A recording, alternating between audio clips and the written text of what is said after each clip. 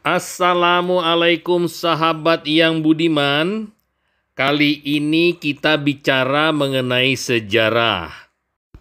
Saat ini kita akan menceritakan buku yang menarik berjudul Api Sejarah Jilid ke-1. Mahakarya perjuangan ulama dan santri dalam menegakkan negara kesatuan Republik Indonesia. Karangan Ahmad Mansur Suryanegara. Sesi ini akan membahas perkembangan kekuasaan politik Islam. Sehubungan dengan hal ini, J.C. van Leur menjelaskan para bupati pantai melakukan konversi agama ke agama Islam bermotivasi kekuasaan atau political motive dengan pengertian akibat mayoritas rakyatnya sudah beragama Islam, maka dalam rangka mempertahankan kekuasaannya, para bupati memeluk agama Islam sebagai agama rakyatnya.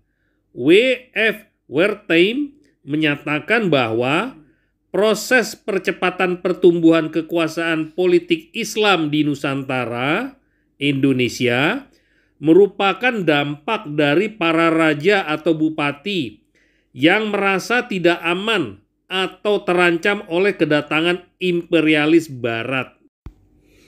Perkembangan tasawuf. Sesuai dengan adanya gerakan tasawuf di Timur Tengah, pada masa pengembangan Islam antara abad ke-12 Masehi hingga abad ke-17 Masehi. Masuk pula ajaran tasawuf. Dalam hal ini, N.A. Balogh menjelaskan tentang perkembangan ajaran tasawuf di Nusantara.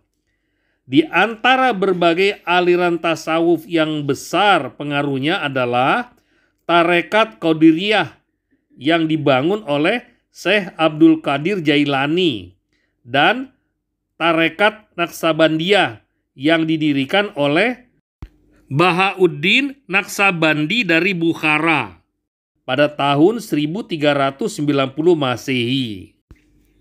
Kedua ajaran tarekat tersebut di Indonesia merupakan prakarsa Syekh Ahmad Khatib Sambas dan Syekh Abdul Karim Banten yang digabungkan menjadi Tarekat Qadiriyah Naqsabandiyah.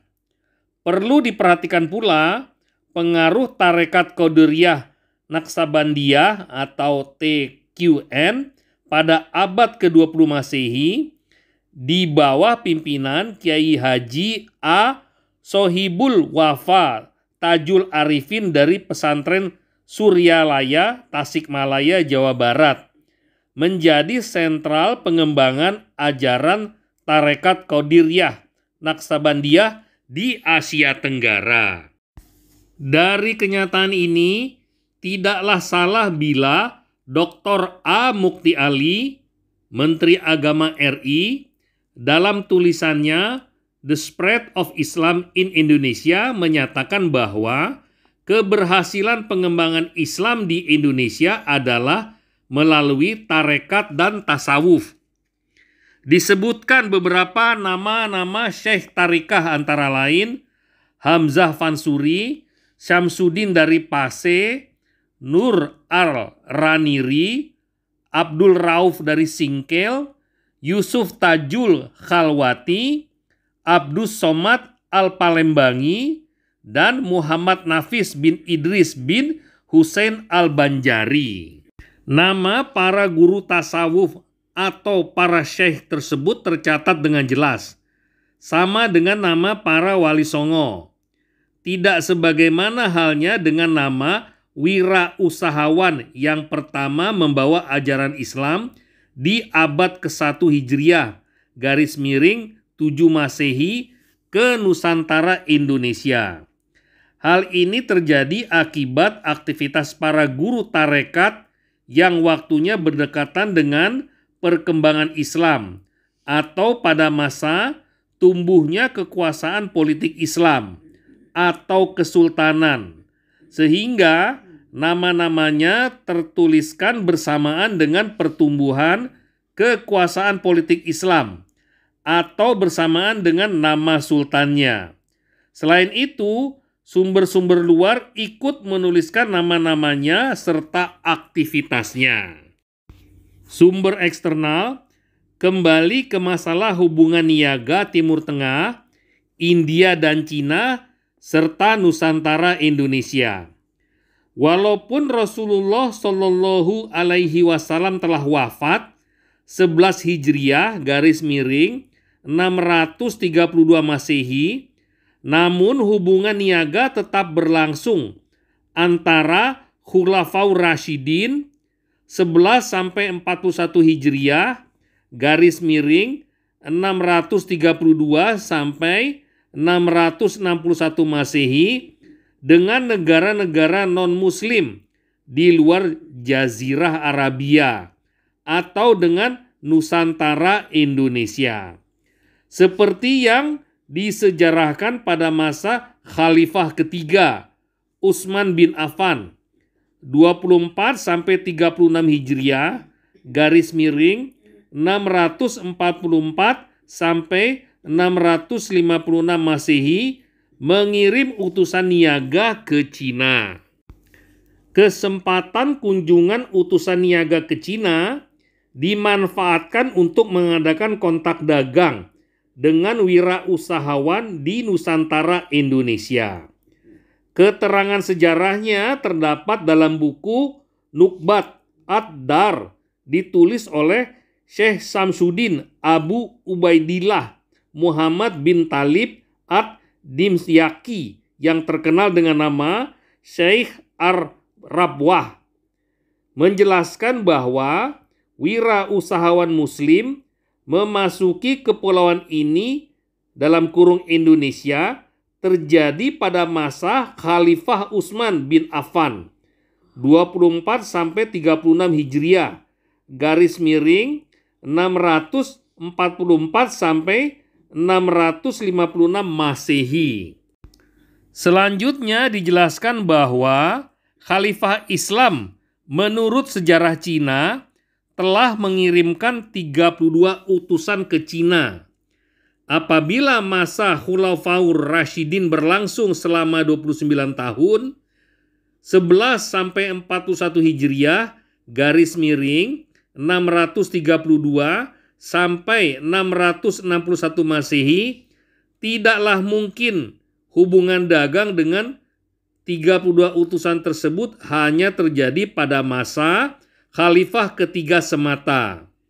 Dapat dipastikan hal tersebut berlangsung pada masa Khulafaur Rasyidin dengan pusat pemerintahannya.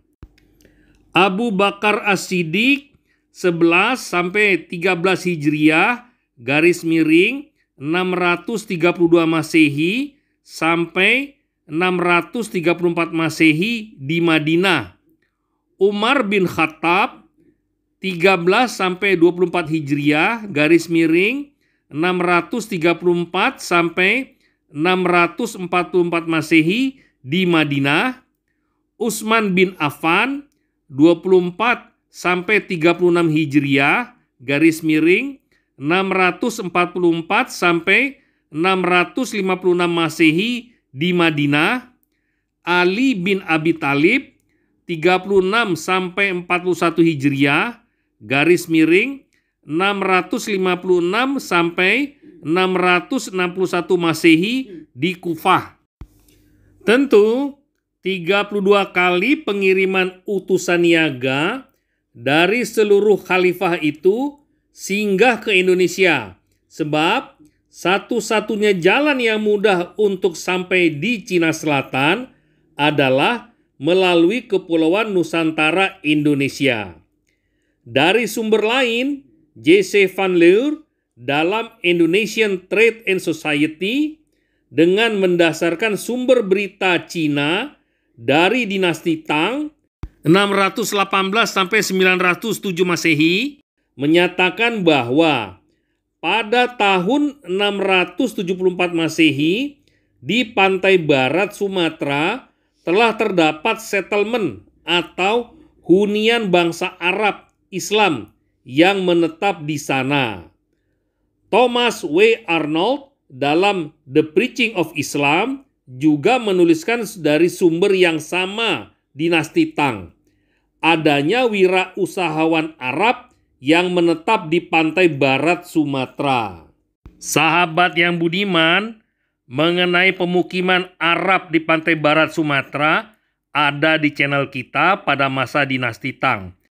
Catatan dinasti Tang tersebut menyebut orang-orang Arab adalah orang-orang Dazi.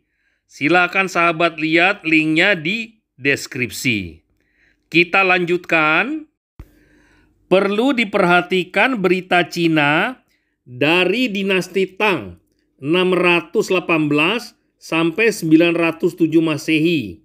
Sekalipun dari Cina tidak menuliskan bahwa pembawa ajaran Islam yang pertama masuk ke Nusantara Indonesia pada awal mulanya adalah wirausaha Cina, melainkan dituliskan pada abad ke-7 Masehi adalah wirausahawan Arab, bukan Gujarat dan bukan pula India. Sampai di sini dulu sahabat, kita akan lanjutkan ke video lainnya.